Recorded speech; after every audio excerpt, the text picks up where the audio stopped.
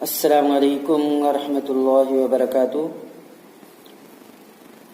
حضرت حسن بصری رحمۃ اللہ علیہ کا واقعہ۔ ایک مرتبہ حضرت حسن بصری رحمۃ اللہ علیہ کے پاس ایک عورت آئی اور اس نے کہا کہ اے اللہ کے ولی، اے اللہ والے، مجھے کوئی دعا بتا دیجئے کہ جب سے میری بیٹی کا انتقال ہوا میں نے اس کو دیکھا نہیں۔ میرے محترم دوستو، حضرت حسن بصری رحمۃ اللہ علیہ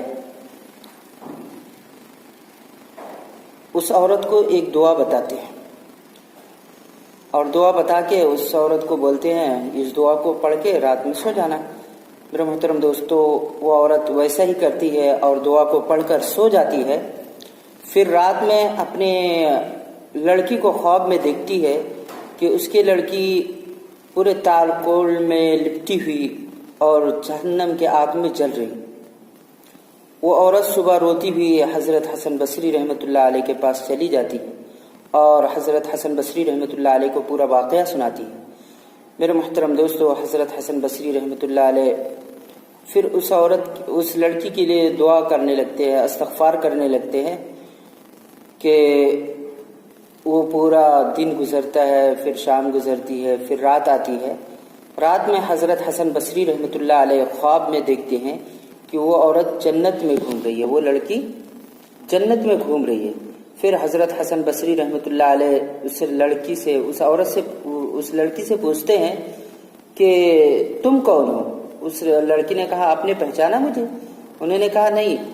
تو وہ لڑکی کہتی ہے میں وہ لڑکی ہوں جس کو کل رات آپ نے جس عورت کو وظیفہ بتایا تھا، میں اس کی بیٹی ہوں۔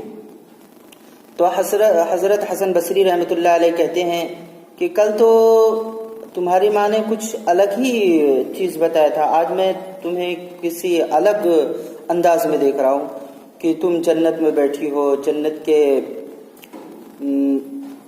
کے تخت پہ بیٹھی ہو اور جنت کے مزے اڑا رہی ہو۔ تو وہ لڑکی بولنے لگی کہ کل رات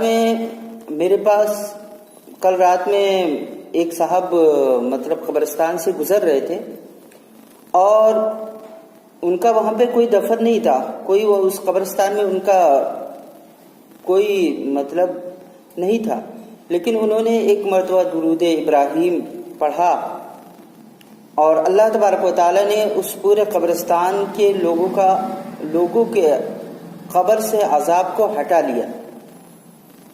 میرے محترم دوستو، تو ہم سب بھی درود ابراہیم کی پابندی کریں